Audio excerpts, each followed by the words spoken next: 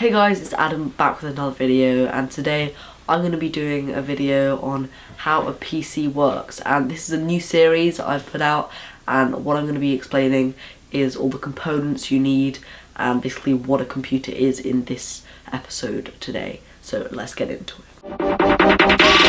Listen.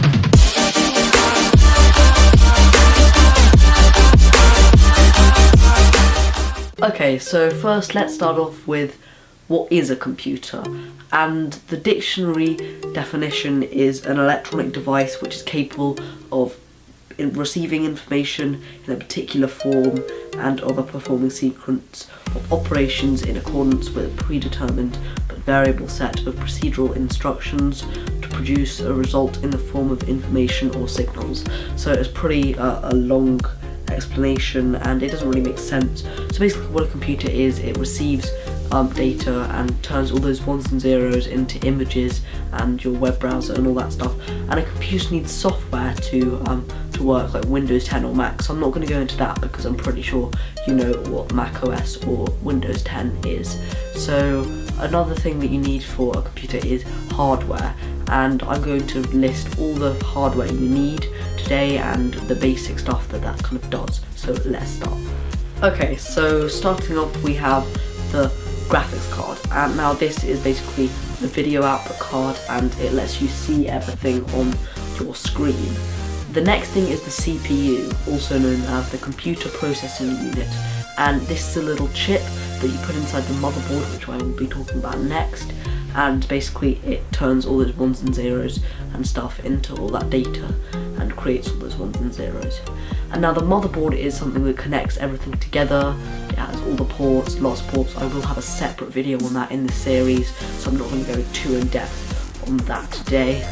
And the next thing is the power supply unit, or the PSU, and this powers the whole thing, and it's pretty straightforward, but you want to get enough wattage for your needs or your other components that you have. The next thing is optional. It is a case, and this is to hold all your components in, and as you can see, this is my computer, and it holds everything in. And some people get confused, and I do want to point this out. This is a computer, that is not, and because most people get confused because Macs, or iMacs in particular, have the hardware built into the display, but that is an all-in-one computer, and this is a desktop. So just to make everyone clear on that, and a laptop is another form of computer. I guess you could state a mobile phone as a computer, but that's more of a handheld device.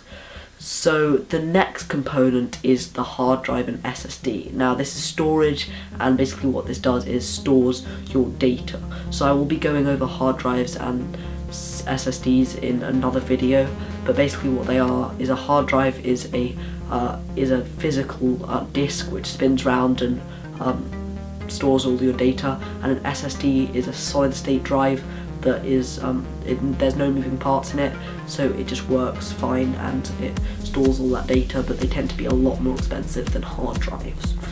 So the next thing you need is a CPU cooler.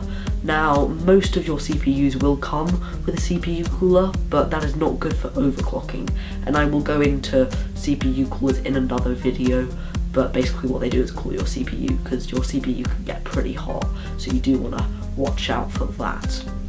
So the next thing you will need, which is optional, is a Wi-Fi card, and a Wi-Fi card basically gives Wi-Fi to the computer, and that's pretty useful. You will want that if you want to use anything apart from Ethernet, but maybe you want to hardwire your computer and that will work better for you.